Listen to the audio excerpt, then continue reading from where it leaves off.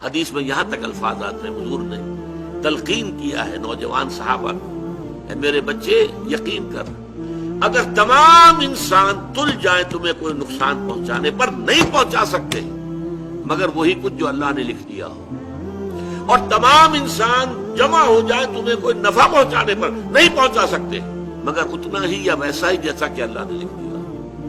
تو انسانوں سے کیا ڈرنا، نہ انسانوں سے کوئی توقع نہ امیدیں، اس کی امیدیں قلیل، اس کے مقاصد جلیل۔ انسانوں سے امید نہ رکھو، اللہ سے امید رکھو، ساری توقع اس سے رکھو، سارا بھروسہ اس پر رکھو، کسی اور پر توکل نہ ہو۔ یہ ہے در حقیقت مرتبہ ولایت، مقام ولایت۔ اور اس میں جیسا کہ یہاں آیا، اب ان کے اوپر فرشتوں کا نزول ہوتا ہے۔ یہ فرشتے ہمیں محسوس نہیں ہوتے، لیکن یہ کیفیت جو بیان کی جا رہی ہے اس کا احساس صاحب ایمان کو ہوتا ہے۔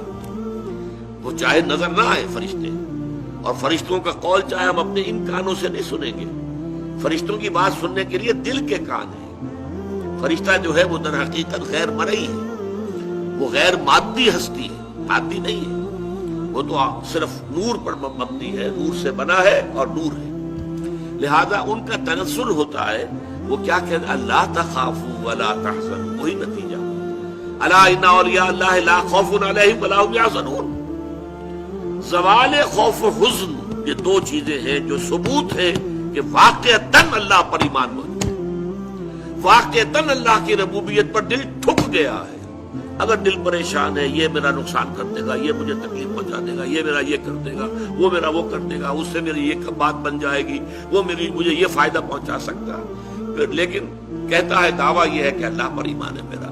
تو یہ در حقیقت یہ دونوں چیزیں ایک دوسرے کی بالکل متضاد ہیں۔ توکل، توقع صرف اللہ کی ذات کے ساتھ، اللہ تخافوا ولا تحزنوا، نہ خوف کھاؤ نہ حزن سے دو چار، وابشروا بالجنۃ التي كنتم توعدون، اور بشارتیں حاصل کرو، خوشیاں مناؤ اس جنت کی کہ جن کا تم سے وعدہ کیا جاتا تھا، اہل ایمان سے وعدے کیے گئے ہیں۔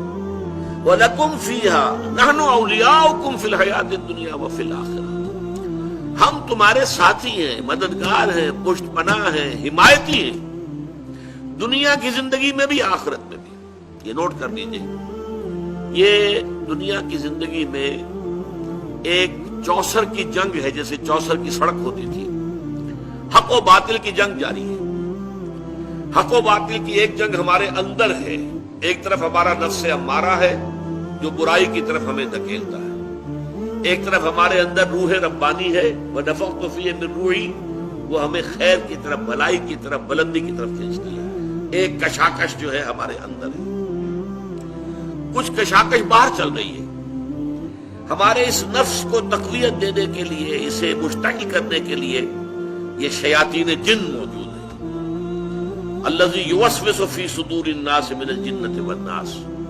حضور نے فرمایا کہ جب قلب غافل ہوتا ہے اللہ کی یاد سے تو شیطان اپنی تھوتنی لگا دیتا ہے دل کے ساتھ اور پھونکے مارتا ہے اس کے اندر، مشتعل کرتا ہے۔ جو حیوانی جذبات ہیں، جو انسان کے سفلی جذبات ہیں، اڈ اور لبیڈو کے جو تقاضے ہیں، انہیں مشتعل کرتا ہے، ایکسائٹ کرتا ہے، تاکہ وہ مشتعل ہو کر اور وہ انسان کے جو ہے اس وقت ہوش اور حواس کے اوپر غالب آ جائے۔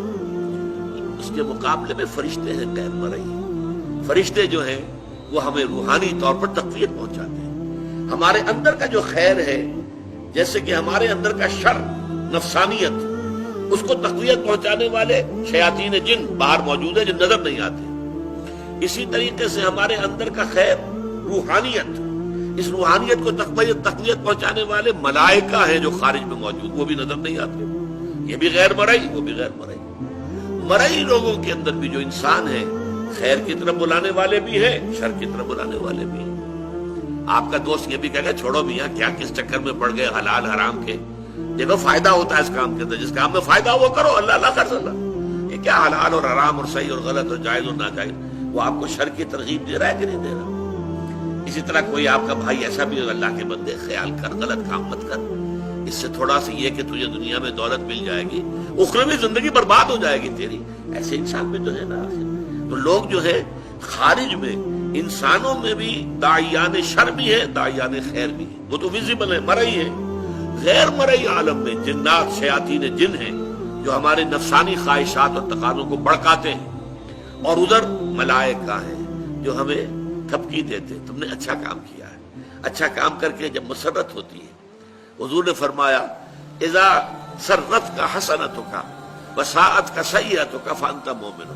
دیکھو اگر تمہیں کوئی اچھا کام کر کے خوشی محسوس ہو اندر، اور برا کام کر کے تو دل کے اندر کوفت محسوس ہو یہ میں کیا کر بیٹھا، یہ مجھے نہیں کرنا چاہیے تھا، فانت مومن، تو یہ ایمان کی علامت ہے۔ اذا ساعت کا سیئتوں کا وسرت کا حسنتوں کا فانت مومن، بھلائی کر کے خوشی ہو، کوئی برائی ہو جائے تو افسوس ہو، رنج ہو، تو یہ گویا کہ ایمان کی علامت ہے۔ تو فرشتے تھپکی بھی دیتے ہیں، حوصلہ بڑھاتے ہیں۔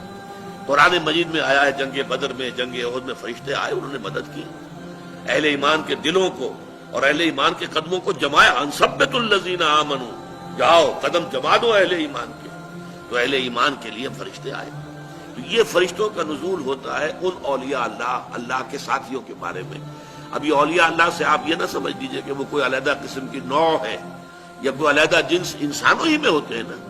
تمام صحابہ اولیاء اللہ تھے، سب کے سب اولیاء اللہ کا جو اعلیٰ ترین معیار ہے، کوئی ولی اللہ غیر صحابی ادنا سے ادنا صحابی کے پائے کو بھی نہیں پہنچ سکتا۔ یہ اچھی طرح نوٹ کر دیجیے، یہ ہمارا اہل سنت والجماعت کا پختہ عقیدہ ہے۔ کمتر سے کمتر صحابی جو ہے بڑے سے بڑے ولی سے بھی وہ افضل ہے، بڑے سے بڑے ولی سے افضل۔ تو اولیاء اللہ سے مراد یہی نہ لے لیجیے جو ہماری اپنی جو ووکیبلری ہے، ہماری بول چال میں صوفیاء کرام کے لیے الفاظ یہ آتے ہیں، وہ بھی ہے الحمدللہ، ان کے اندر بھی اولیاء اللہ بہت بڑی تعداد میں، لیکن جو ہمارے صحابہ کرام تھے وہ تو سب کے سب اللہ کے ولی تھے۔ ان کے لیے آتا ہے نحن اولیاؤکم فی الحیات الدنیا وفی الآخرہ، ہم تمہارے ولی ہیں، مددگار ہیں، پشت پناہ ہیں، جمے رہو، قدم تمہارے ڈگمگانے نہیں چاہیے۔ اور آخرت میں بھی، جنت میں تو ظاہر بات ہے کہ دوستی انہی سے ہوگی، وہی آئیں گے۔ یدخلون علیہم من کل باب، قرآن میں آتا ہے جنت کے ہر دروازے سے وہ داخل ہوں گے سلام کرتے ہوئے، سلام سلام، سلام اور سلامتی کے پیغام لے کے آئیں گے۔